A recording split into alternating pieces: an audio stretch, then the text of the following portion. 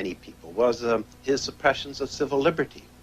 So when Booth called Sic Semper Tyrannis after he shot Lincoln and jumped to the stage at Ford's Theater, he really believed that he was killing a tyrant. And, you know, killing a tyrant is no crime or no sin. During World War II, we would have respected somebody who killed Adolf Hitler. And many people, Booth among them, thought of Lincoln as we thought of Hitler. John Wilkes Booth, a renowned actor in the South, sought worldwide fame that would last throughout history. An opportunity arose during the Civil War to serve both his ego and his beloved Confederacy with one dramatic act. September 1864, the plot was born. It wasn't a conspiracy to assassinate from the beginning. Sometime late in the summer of 1864, Booth got the idea of kidnapping Lincoln and holding him ransom for the Confederate prisoners in United States prisoners of war camp. And he approached two of his boyhood friends, Samuel Arnold and Michael O'Laughlin, about it. They thought it was a feasible thing to do. Lincoln frequently drove around Washington without an escort. At least Lincoln historian and author of Murder at Ford's Theater, Mr. James O. Hall. Now, I rather think that Booth was handed the kidnap plot in Boston about the end of July 1864, because he met there with 3 Confederate agents. Now, what they talked about, no one knows. But immediately after that, he started gathering together the people who would help him kidnap the president. And they had a meeting on the night of the 15th of March in which they were going to discuss this. They had this meeting at Gautier's restaurant on Pennsylvania Avenue. Booth, being in the theater, concluded that the kidnapping of Lincoln just had to be sensational. So he was going to kidnap him in Ford's Theater. They all gathered together and got a little drunk and got into an argument about how they were going to kidnap Lincoln. Arnold said he'd have no part of kidnapping the man in Ford's Theater, and O'Laughlin said it was suicide. But Booth insisted. The thing never came off, of course, in Ford's Theater. March 17th, 1865, a kidnap attempt was made. Booth learned that Lincoln was going to attend a matinee performance of Still Waters Run Deep at the Soldiers' Home on the outskirts of Washington, D.C. Historical reports are mixed on what really happened. This version is based on lectures given by John Surratt, one of the conspirators. Booth led 2 of his men out of the city toward the hospital. They were armed and prepared to confront Lincoln's carriage during its return to Washington.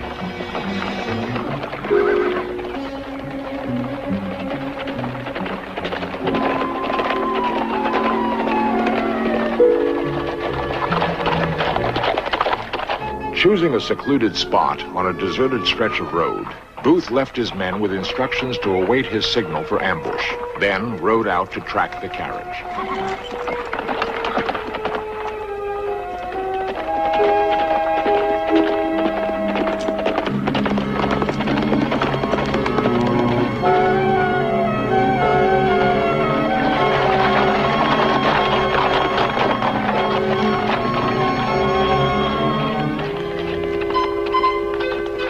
As he prepared to give the signal, Booth discovered that the occupant of the carriage was not Lincoln, but Chief Justice Salmon P. Chase.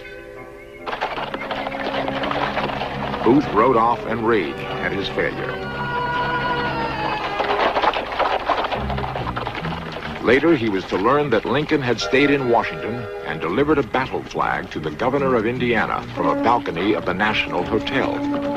It was the hotel where Booth lived. Then there was a change in Booth's plans, and I think it's probably fair to date it on April 11th, when Booth, in company with David Harold, who was one of the members of his group, and Louis Payne, another member, attended a lecture at the White House. And during this speech, Lincoln said that he was going to urge that some black men be given the vote. And Booth was outraged at this suggestion, and he turned to Payne right then and said, "Shoot him." And of course, Paine refused to do that. But then he turned to David Harold, the other companion, and said, that's the last speech he'll ever make. So it's possible that then Booth did decide, if opportunity arose, that he would kill Lincoln. So you see, whether the kidnapping plot just came over into a plot to murder, whether it was one conspiracy or two, you have to remember this, that any time anyone plans to kidnap a president of the United States, they must be prepared to kill. And they had armaments in the kidnapping plot. So it could be that this plan to kidnap Lincoln just drifted naturally in Booth's fanatical mind into a plot to murder. April 14th, Booth knew that Lincoln would attend Ford's Theater that evening. He met with members of his group still in Washington. It was only at this meeting that he told them that he was going to assassinate the president. And he gave Paine the assignment of killing Seward. He told Atzerodt to get Andrew Johnson. You see, Booth's plan was a massive conspiracy against the leadership of the government of the United States. The president, the vice president, the secretary of state, the secretary of war, and the general-in-chief. He may have believed that by killing the leaders of the United States, the Confederacy could still win its independence. On April 13th, 1865, Booth wrote in his journal, "For 6 months we had work to capture, but our cause being almost lost, something decisive and great must be done." Though only a few of Booth's co-conspirators would now be involved in this plot to murder, everyone he had touched in the previous months would be tainted with guilt. John Wilkes Booth, self-appointed leader. Lewis Payne Powell, held prisoner by the Union. George Atzerodt, ferrying contraband across the Potomac. David Harold, a rather dull youth who followed Booth blindly. Michael O'Laughlin, Confederate deserter and boyhood friend of Booth. Edmund Spangler, stagehand at Ford's Theater. Samuel Arnold, Booth's schoolmate, former Confederate soldier. 8:30 p.m., April 14th. Lincoln is seated in his box at Ford's Theater. 9:30, Booth rides up Baptist Alley behind Ford's Theater, dismounts, and calls for Spangler to hold his horse. Instead, a boy, Peanut John Burrow, responds. Booth enters backstage and crosses to the adjoining Star Saloon. There, he orders whiskey and waits as the rest of the plot unfolds throughout the city.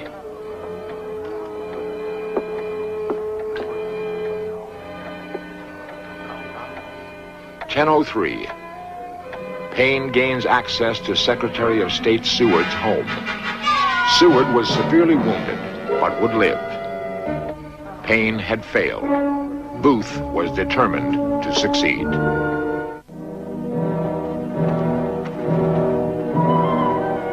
Booth enters the theater from the front, climbs to the balcony, crosses to the president's box. Being familiar with the play, he knows at exactly what point there will be sustained laughter and applause.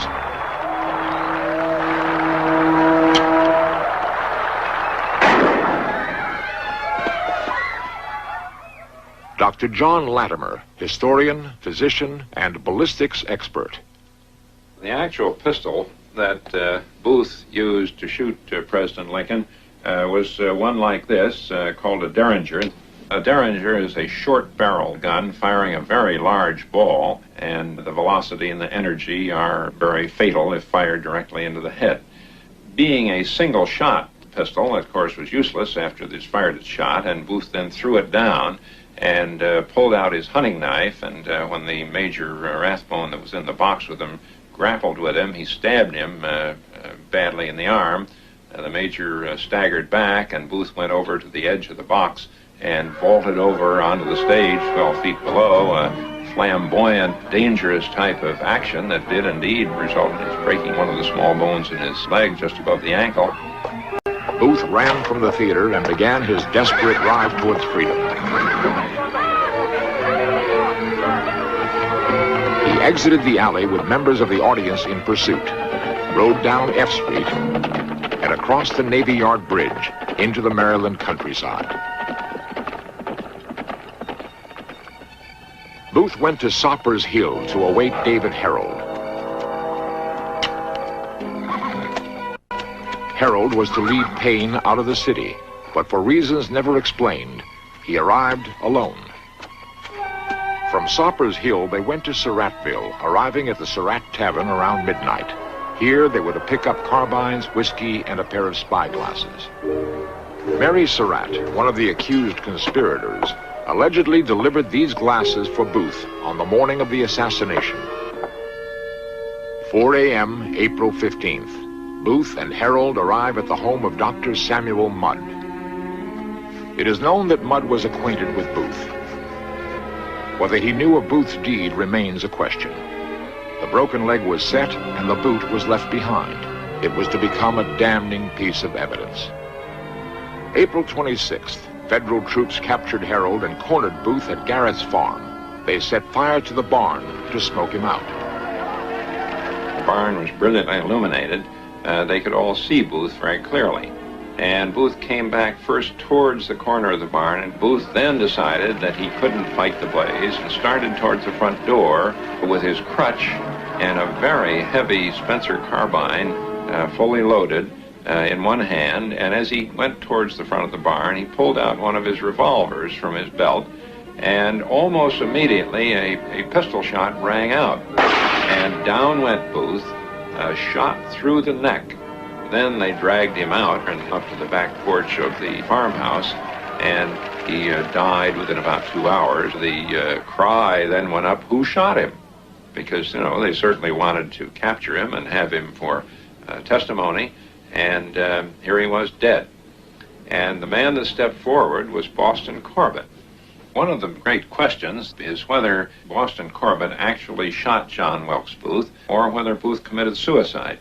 We know that the bullet hole through John Wilkes Booth's neck went slightly downhill, and we knew the bullet came in from his right, went downhill, going to the left. Now, this enormous pistol, if you try to shoot yourself that way in the neck, you find that your arm isn't long enough to make it easy to do in this manner, and they surely would have seen him do it. You have to switch it around, and you have to use your thumb if you're going to do this, in order to press the trigger, in order to make it create the kind of wound that Booth had. So it seems very unlikely, just on that basis alone, that he shot himself. And if you're going to shoot yourself, to shoot yourself in the side of the neck would be the last place you would want to do it, because you might miss. The question was asked, was it really Booth who had been shot? At the autopsy, Dr. Woodward took some pains to be sure who he was autopsying. He had witnesses in who identified Booth, and he then described on Booth's hand his initials, which Booth himself had tattooed on them as a child in a scraggly, childish scrawl, but which were undoubtedly his. Booth was buried in the old penitentiary. Another Booth was publicly dumped in the Potomac. Why? Secretary of War Edwin Stanton may have ordered this charade to dissuade grave robbers. He was to be questioned for many of his policies following the assassination. He had taken the reins of a crippled government, ordered hasty arrests of seemingly innocent people, rapidly convened a military trial, and ordered the prisoners to be held under tortuous conditions. Nobody ever accused Stanton of involvement in the assassination until Otto Eisenschimmel published that preposterous book, Why Was Lincoln Murdered, in 1937. It's almost a criminal case of loading the dice against Stanton, taking every circumstance, the most innocent ones, and giving them sinister implications. For example, it's frequently said that because Stanton ordered the men prisoners to be hooded so that they couldn't talk, that he was afraid that they would implicate him in the assassination. And this has been repeated time after time as one of the best indications that Stanton had something to hide. But it's ridiculous. The Stantons and the Lincolns were close to each other. Lincoln and Stanton respected each other. And you see, the misfortune is that in recent years, since 1937, it's just the exact opposite which has become known. At Surratt, arrested April 14th. Michael O'Loughlin, Edward Spangler, and Samuel Arnold, arrested April 17th. Trial historian Edward Steers. The trial was hampered by very serious legal questions, principal of which was due process. Military tribunals and commissions, unfortunately, didn't really represent defendants' peers. And the rules of evidence were markedly changed during a military tribunal and commission. That's not to say that the outcome would have been any different than it was had they been tried in a civil court in the District of Columbia.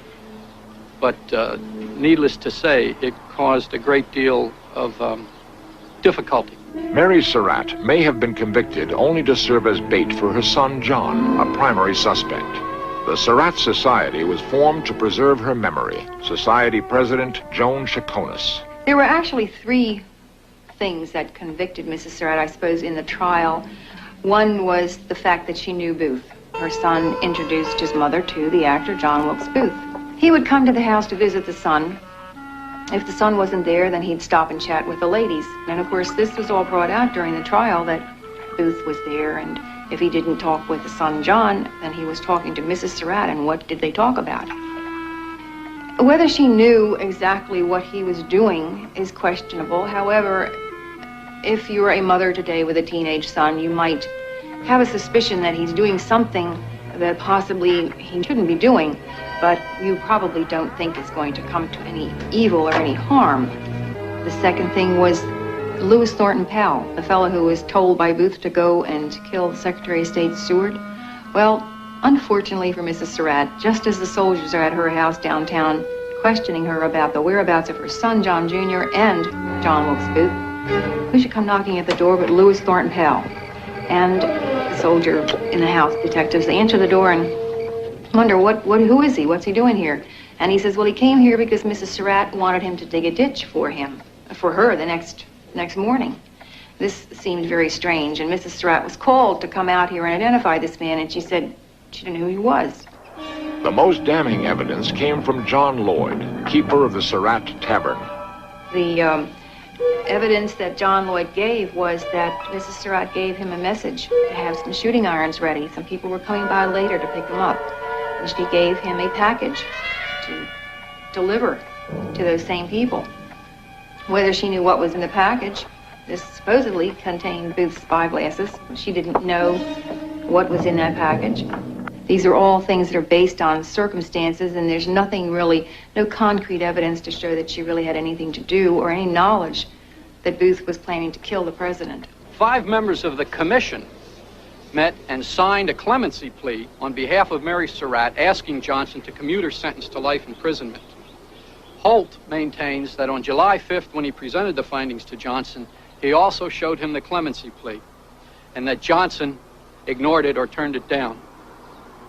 Johnson maintains that he never saw the clemency plea and was totally unaware of it, and upheld the final sentences as recommended by the commission. July 7th, 1865. The hangman was getting tired of taking this very stiff rope and making 8 turns on every one of the men's knots, and by the time he got to Mrs. Surratt, since he didn't think it would be used, he only put 5 turns on her knot. And then, to his horror, the knot was indeed used to hang her. Mary Surratt became the first woman to be hanged by the federal government. Did Booth go to Dr. Mudd's only for medical assistance?